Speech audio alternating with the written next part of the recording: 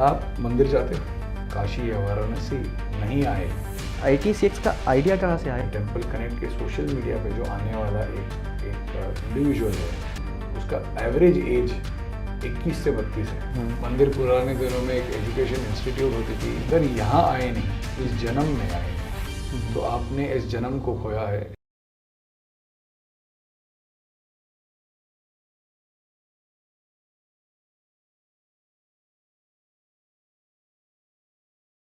आपका वाव में स्वागत है। आज हमारे साथ गिरीश कुलकर्णी जी हैं, जो हमारे सामने बैठे हैं।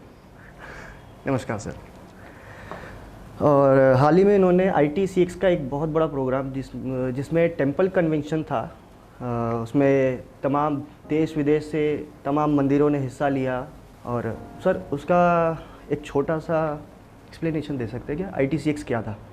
सबसे पहले तो मैं इस माध्यम से ये वाव का फुल फॉर्म जो आप है, उसको आप क्या कहते हैं? Whisper of wisdom. Whisper of wisdom. तो ये विस्पर ऑफ विजडम का जो एक नई श्रृंखला, एक नई जर्नी शुरू हो रही है, उसके लिए मेरी शुभकामनाएं और बहुत धन्यवाद कि आपने इस कार्यक्रम की शुरुआत में हमें यहाँ पे आमंत्रण दिया आपसे बात करने के लिए। मैं पिछले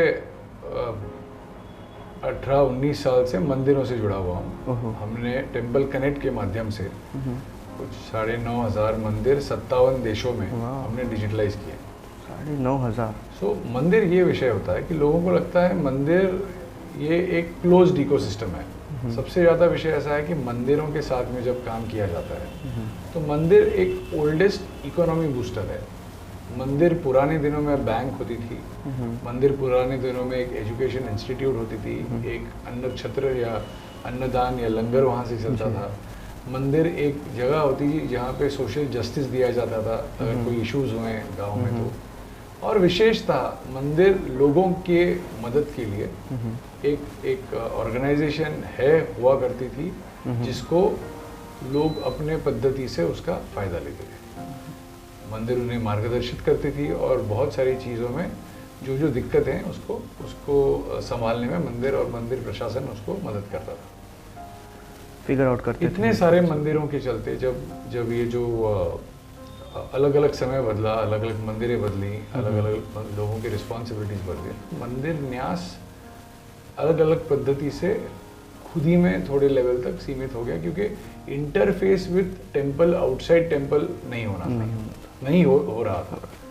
तो फिर हमने कोशिश की कि मंदिरों को साथ में जोड़ा जाए, मंदिरों को साथ में लाया जाए। उसी के साथ में मंदिरों की जो मैनेजमेंट है, ऑपरेशंस है, एडमिनिस्ट्रेशन है, तो ये कार्यक्रम में हमने लोगों को जोड़ा, यहाँ पे लोगों को ले आए और अलग अलग विषय जो हैं जैसे कि safety, security, surveillance, disaster planning management, funds management, ये सारे विषयों को समझने के लिए और इस विषयों पे तर्क वितर्क होके उसमें उसका जो एक आउटपुट आएगा वो लोगों तक पहुंचने के लिए, क्योंकि आखिर में क्या है, ये सारी जो मेहनत हो रही है वो जो आने वाला श्रद्धालु है, डिवोटी है, पिलग्रिम है, उसके कोऑपरेशन के लिए, उसके कन्वीनियंस के लिए, उसके एक्सपीरियंस के लिए ये कार्यक्रम होना इम्पोर्टेंट था। एक पॉजिटिव इम्पैक्ट के लिए। मीन्स आप टेम्पल विजिट कर रहे हो तो आपको कुछ आप रिसीव करके जाओ, मीन्स आप एक बेटर एक्सपीरियंस रिसीव करके जाओ।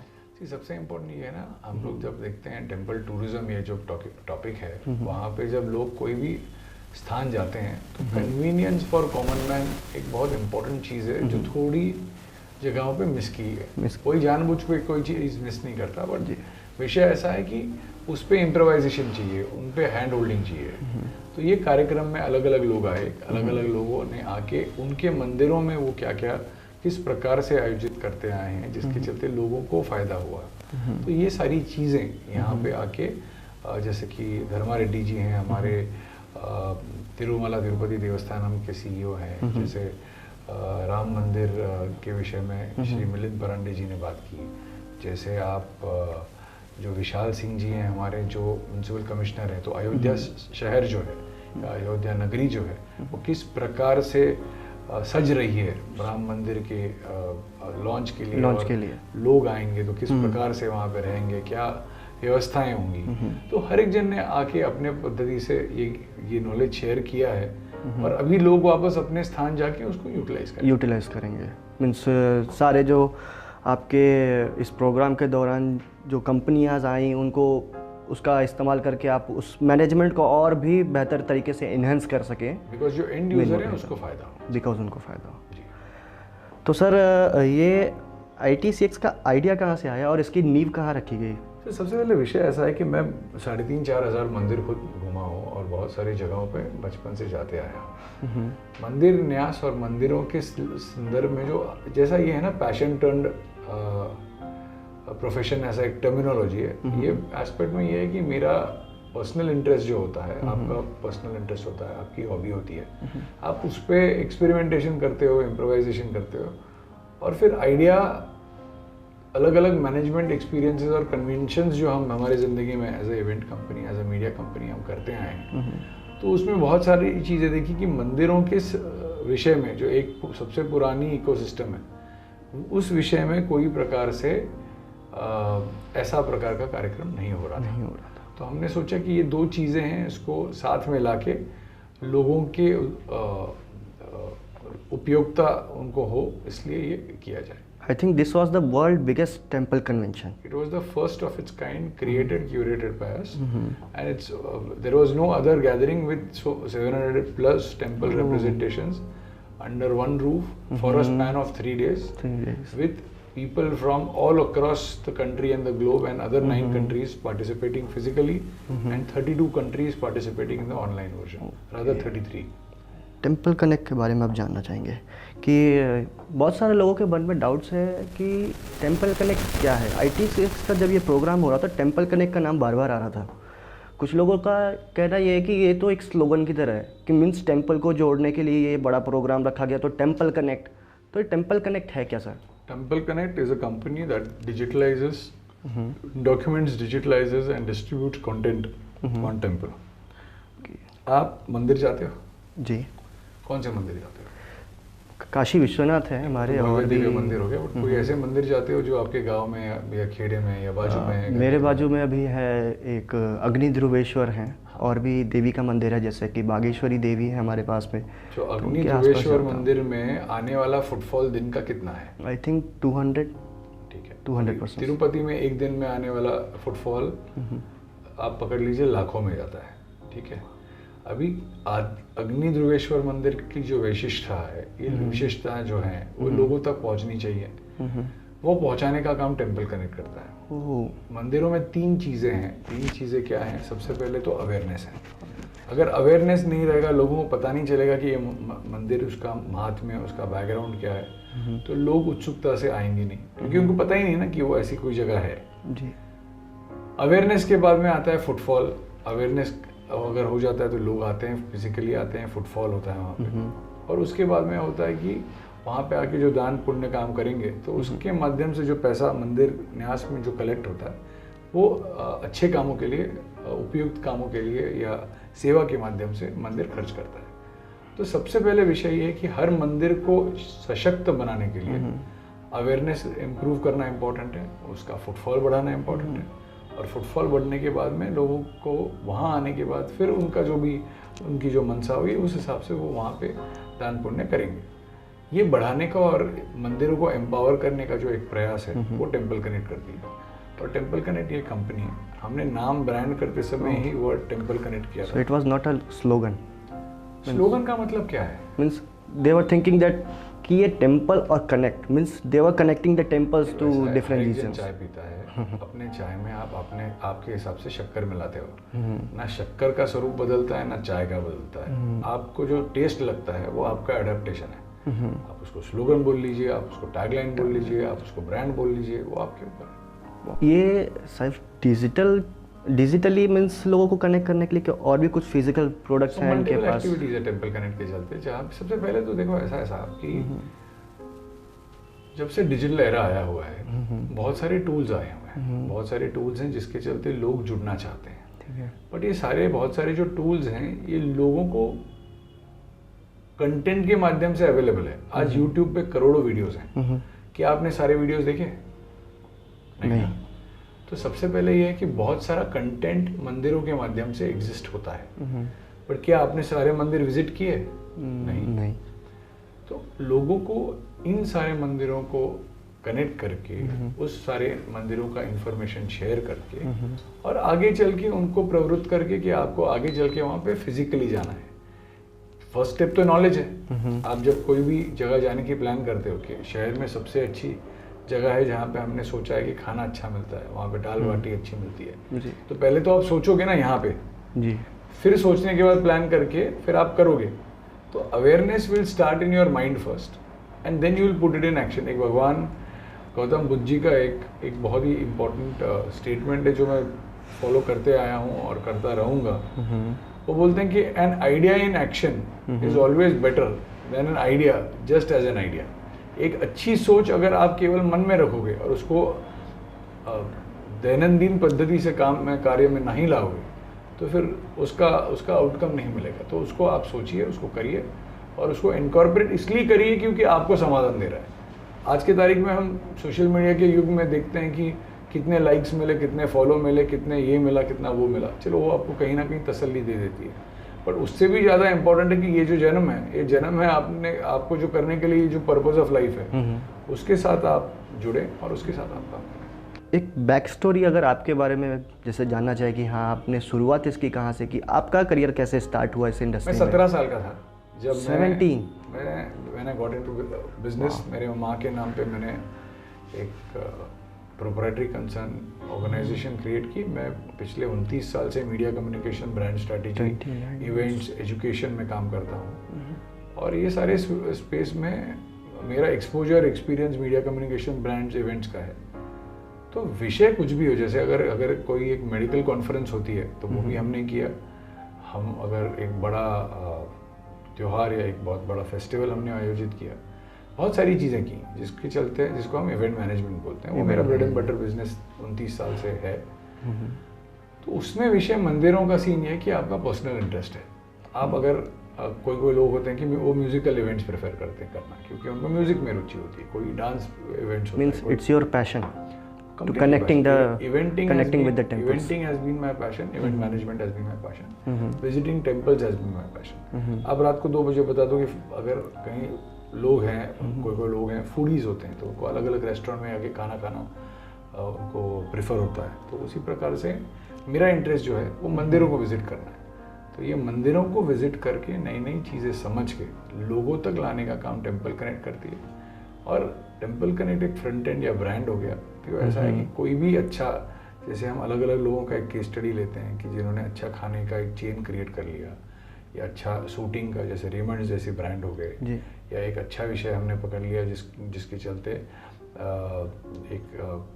एक एक्सपीरियंस लोगों को देने के लिए, जैसे थिएटर्स हो गए, आइनॉक्स या सिटी प्राइड जैसे।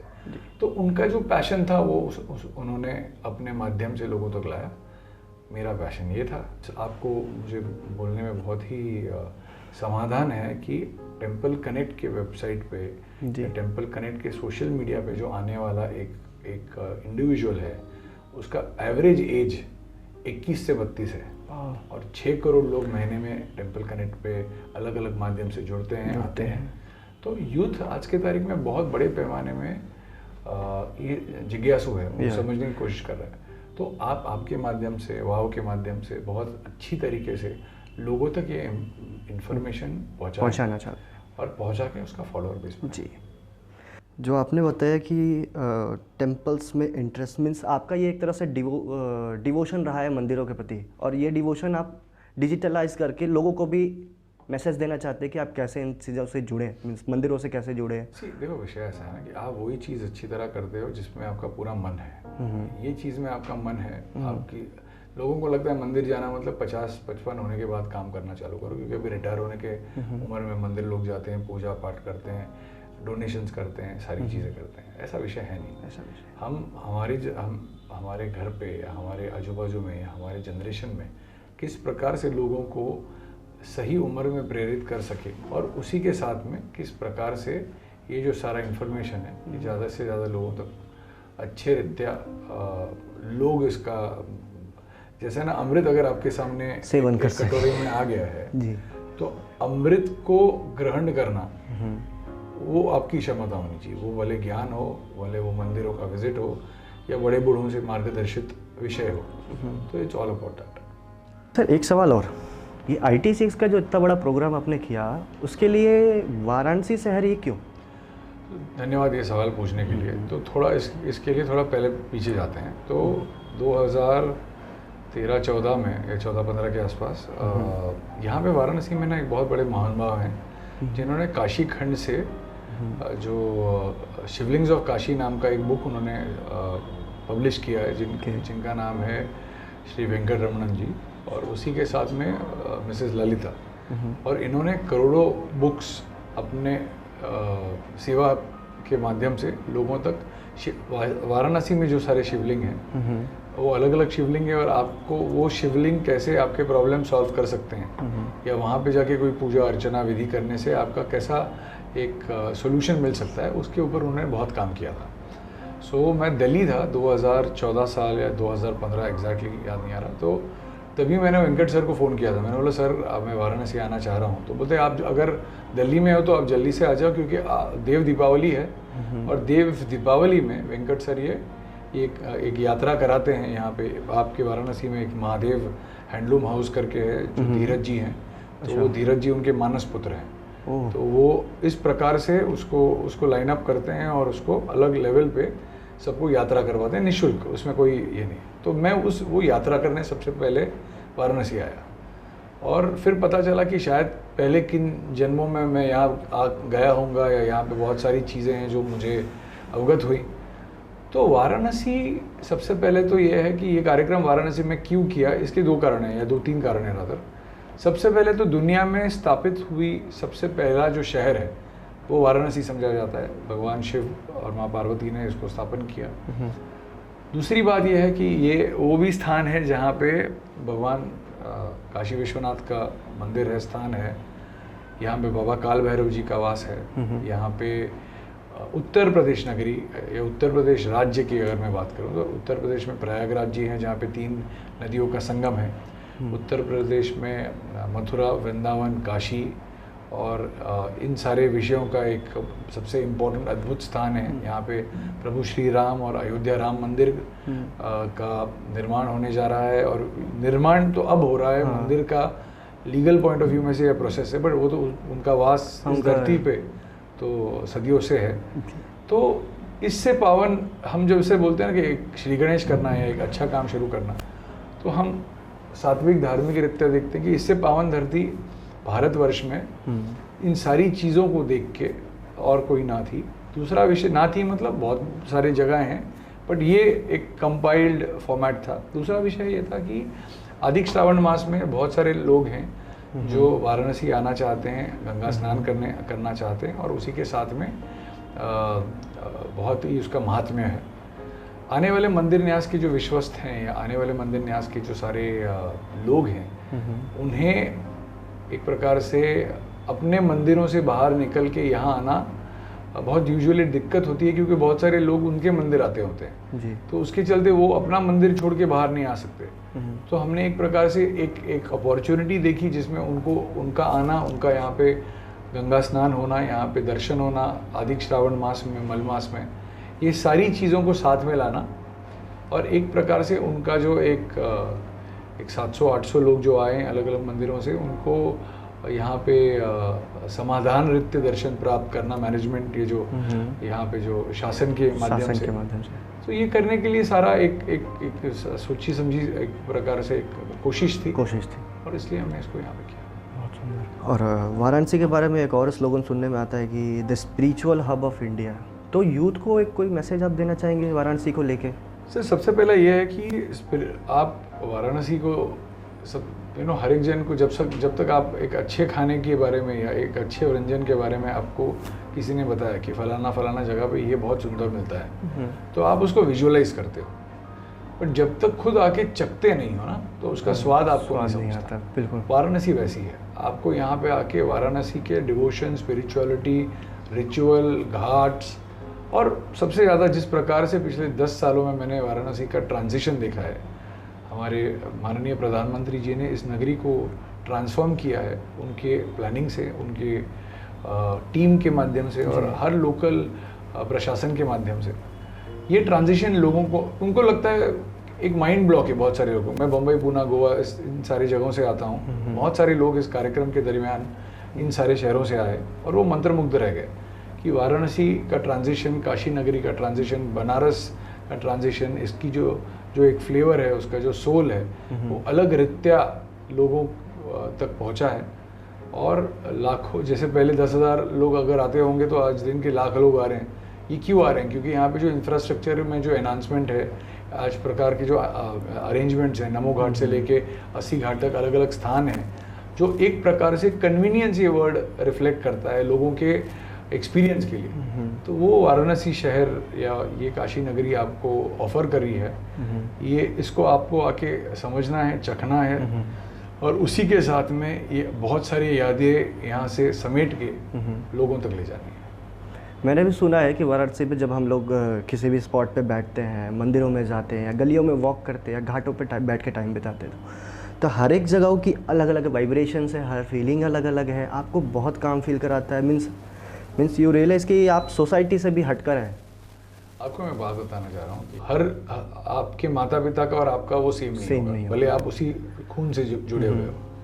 उसी प्रकार से हर वो व्यक्ति इस धरा पे जो पैदा हुआ है, मैं लोगों को बोलता हूँ कि आप उस देश में आपका जन्म हुआ है जो स्पिरिचुअली, डिवोशनली, अध्यात्म के माध्यम से, धार्मिकता के माध्यम से बहुत ही वेल एस्टेब्लिश्ड है।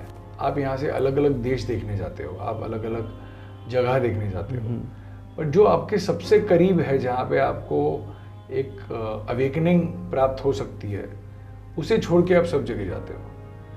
शायद आपको पता नहीं है कि आप भटक रहे हो कहीं और जाके, आपको आना तो यहीं है।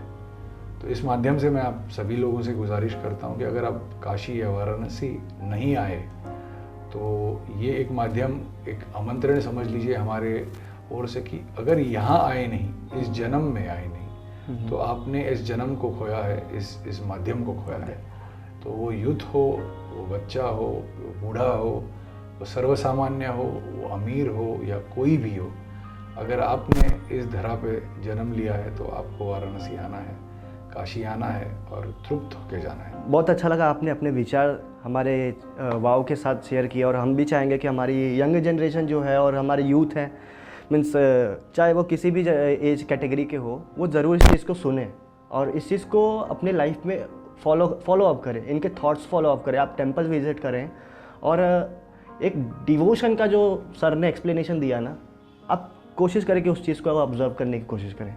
इसी माध्यम से आप सभी को मैं आह्वान करता हूँ और आपके इस इनिशिएटिव को, चैनल को बहुत सारी ढेर सारी शुभकामनाएं देता हूँ और आशा करता हूँ कि आपके लाखों और करोड़ों फॉलोअर्स हों और हज़ारों इम्पोर्टेंट लोग आपके चैनल पे आए और उनका जो एक मैसेज है वो इस प्लेटफॉर्म से लोगों तक पहुँचे।